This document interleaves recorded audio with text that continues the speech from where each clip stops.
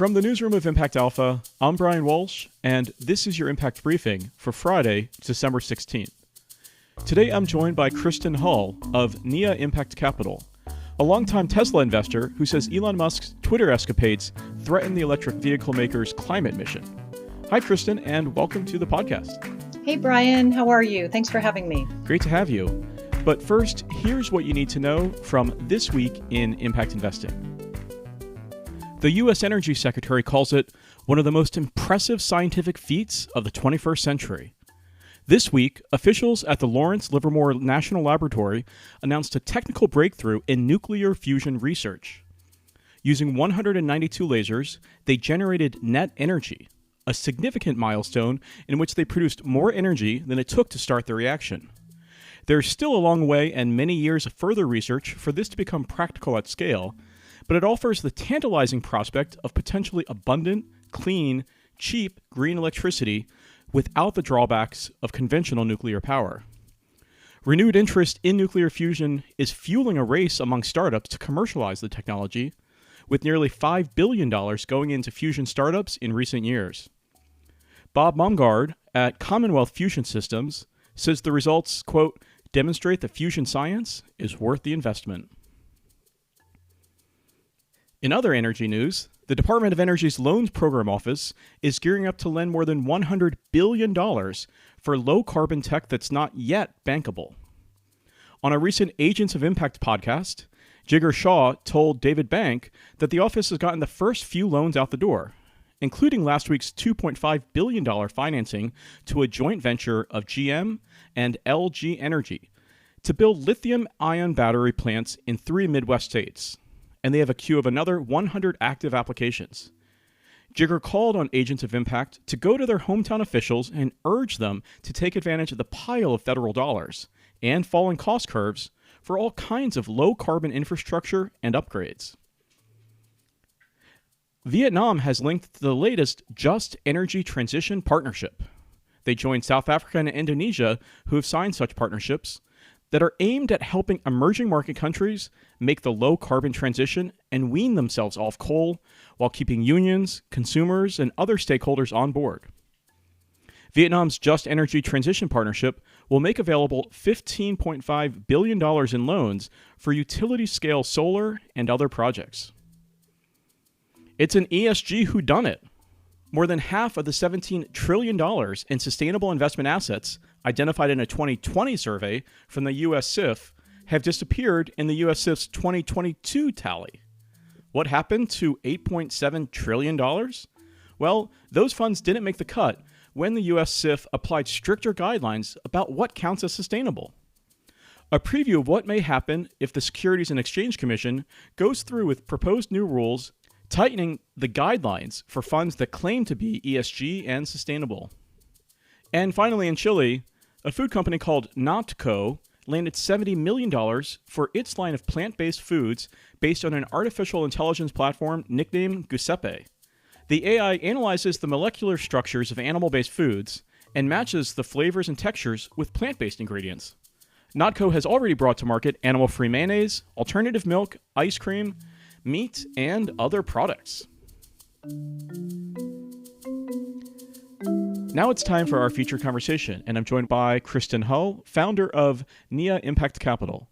Now, Kristin, before we begin, can you tell us a bit about NIA Impact Capital? Sure, absolutely. So NIA is a women-led asset management firm, so that sets us apart in itself. We are also unique in that we're investing at the intersection of environmental sustainability and social justice.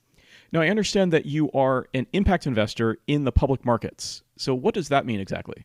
That's right. So I actually started my impact career in angel investing and in the private markets and realized that there just wasn't enough deal and people were not investing in that space for a variety of reasons, and that the most impact we could have was actually in the public markets. And so that means looking at companies one by one and getting to know them really, really well and placing them into the portfolio one at a time, as opposed to traditionally what happens in public markets is someone or a group or a firm starts with an index and then might pick out the bad players. We are looking at our solutions themes. We're asking what is beneficial and really needed for people and planet to not only survive, but to thrive together. And then what are the companies that are working for that just transition? Which will the companies that are needed for our just sustainable next economy? So, in addition to selecting those public companies to include in your funds, I understand that you also work with them to improve their ability to deliver. Is that correct? Absolutely. So, just like an impact investor, we get to know our companies really well, and we like to get to know the people behind the ticker symbols because we know that all organizations are made up of individuals and people. And we seek to engage with every one of our companies. And it often turns out that we have chosen the companies with the revenue sources coming from sustainable solutions. And yet, every company, there's no perfect company. And so, oftentimes, companies could use a little nudge or push or just needing best practices when it comes to building that innovative, diverse team. And so, we encourage our companies to adopt the best practices in diversity, equity, and inclusion. And I understand that you've had some recent success on that front. Is that right? We have a pretty significant track record of success in oftentimes it happens behind the scenes and you don't hear about it in the media or the news because we really do seek to have win-win conversations and dialogues and work with companies behind the scenes about getting some of these policies and practices adopted. And when companies aren't moving as fast or as quickly or as thoughtfully as we would like to see them moving, then we do use the tools of shareholder activism and file with the SEC. And can you give us an example? I believe that you worked with Apple.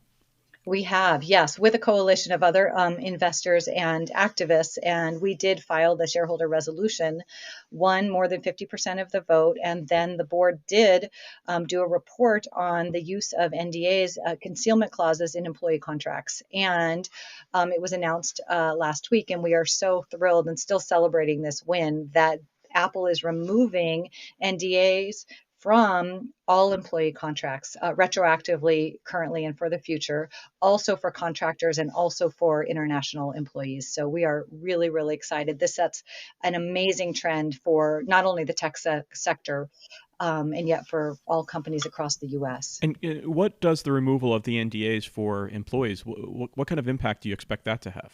It's tremendous what the impact is going to be because what we are seeking to see is, we invest in the most innovative companies and we want them to continue to innovate. And the research says that a diverse team has more innovation, up to 80% of the time. And so we really want to see companies being able to recruit, hire, retain, and promote top talent and a diverse team.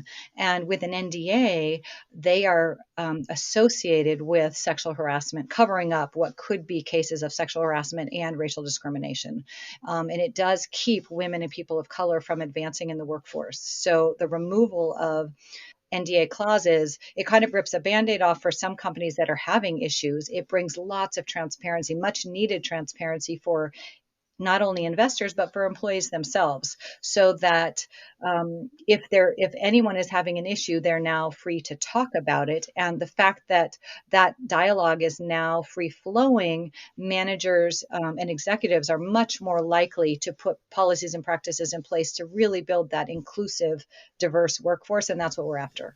The inclusive, diverse workforce, you think your theory is will outperform and help the company outperform in the long run? Absolutely. We have a track record of showing that. And turning now to Tesla. Now, I understand that you first invested in the electric vehicle maker back in 2013. What was the reason for that initial investment? Just like so many other investors, we're really excited about the products and services coming out of Tesla. And when we're looking to transition to this next just sustainable economy, that battery play is what I'm really after. Now, like it or hate it, no one can dispute that Tesla has not completely disrupted our automobile industry as we know it. And so while we're not specifically in Tesla for the electric vehicle, we're really about that one-stop shopping as far as the solar panels and the battery play, as well as the vehicles. I take it that you're not just a passive investor with Tesla, as you are not just a passive investor with some of your other holdings. How have you engaged with the company over the years, and what kind of issues have you advocated for? We are activist investors across the board. And so looking at our companies, we look at each one and we really look to see the strengths and then what might be the weaknesses and where does our expertise at NIA could be helpful to this company. And so at Tesla, we have been after a few things. One of them that we've spoken to them about several times is child labor in the mines, particularly in the Congo in Africa. And the main issue that we've gone to the SEC about is forced arbitration in employee contracts.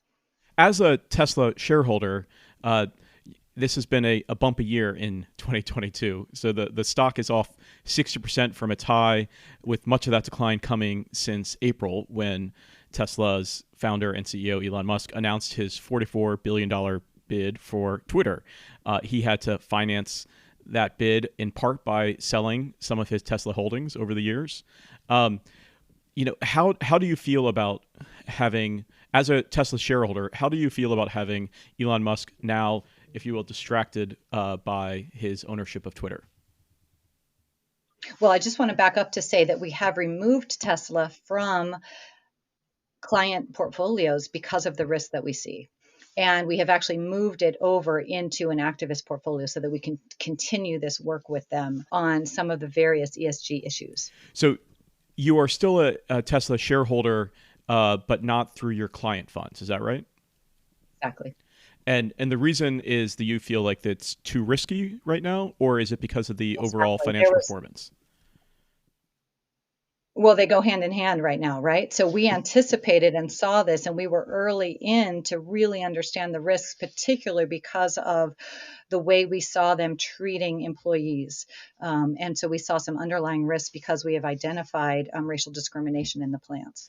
And what does Musk's ownership of Twitter have to do with his management of Tesla? That is a really good question. Investors should be asking that question, right? So is it a distraction? This is a person who has decided to be the CEO of several missions, over time. He's a startup dude. He does that. How well does he do it? And is this to the detriment of the current project, which so many Tesla investors want to see the products and services of Tesla thrive? And is Twitter getting in the way of that? What do you think could be done about Elon Musk? Can he be reined in?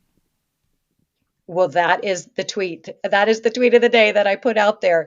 That is actually the board's job. The board, the CEO in every company really is governed and works for the board, and the board should be doing evaluations of the CEO, both on CEO pay, on performance, and on daily activities. I tweeted several years ago that I thought the board ought to take his phone away because of the erratic tweets. Should they have allowed him to purchase this? I don't think that the board is doing the job that it needs to do in this case. As far as protecting shareholder value, employees, all of the stakeholders involved, there's a lot of risky activity right now. So drill down, what actions would you prefer to see Tesla's board take to kind of rein Elon Musk in? Well, it's a really good question because in a regular company that weren't the most innovative, in the automobile industry and all of these things that didn't have a CEO who happened to be yesterday the richest man in the world. I think that's not true today after he sold some shares and things. But at any rate, this is a tricky situation. So I don't envy anybody on that board at this time because that's a really, really tricky job. And yet, this is their job to rein him in. Kristin, Tesla's share price has, as we noted at the top, has declined by 60% from its top. Much of that happening since April of this year. How much of that do you attribute to just the broader macroeconomic forces in the economy, and how much of that do you attribute to Elon Musk's management and his also simultaneous ownership of Twitter? It's an interesting question, right? Because in the macro environment, the market has done terribly. The tech sector in itself has done terribly, and yet these are automotives. These are, industrials, and his peers at Ford and GM have not done the same. So we can attribute the drop in price from fear I think, of traders, of what is happening and what is happening with that CEO, what is happening with the company. It looks and appears that the CEO is incredibly distracted, and that is causing concern for traders and investors. Now, as an activist investor, what is your overall approach, to when you leave a company, versus when you stay into a company? Like when you actually divest, if you will, from a holding versus when you stay and engage with management. How do you make that decision? Sure. So generally, if the company continues to innovate and continues to provide products and services that are in alignment with one or more of NIA's solution themes and continues to advance in its diversity and inclusion, they can stay in the portfolio. When we see risks, either from management, or the executive team, or a change in products or services where they no longer align with our sustainable economy views, then they could be removed. And then they just get put to the sideline, and we move on and we move forward with the other companies in the portfolio. In the case of Tesla, with the indications of rampant racism happening and discrimination happening in the plants, we felt an obligation to the employees to stay in and to continue to use our investor voice for change. We also are really wedded to the sustainable economy happening, and we want to see this company being the best that it can be. So much has been made in recent weeks and months about Musk's treatment of Twitter employees and his overall management style. Based on your understanding of his management style at Tesla and the concerns that you have just raised about some of his worker practices, is this a trend that you think is consistent through his career? This is incredibly consistent. Yes, we have lots of reports, and they're out there in the media about the ways that employees have been treated at Tesla and some of his other companies. So this is very consistent for him. What would it take for Tesla to be a better employer and be a company that you would feel comfortable supporting and having your client funds invest in again?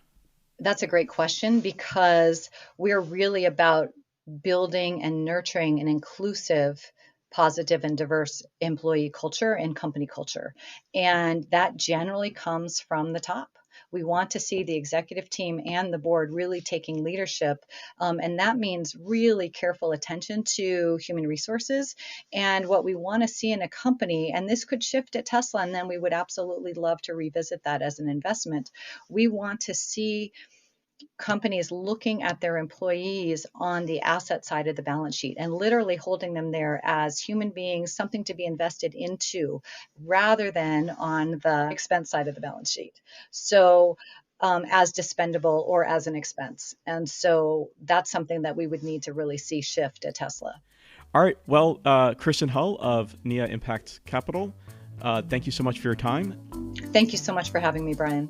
That's going to do it for this week's Impact Briefing. Thanks again to Kristin and our producer extraordinaire, Isaac Silk.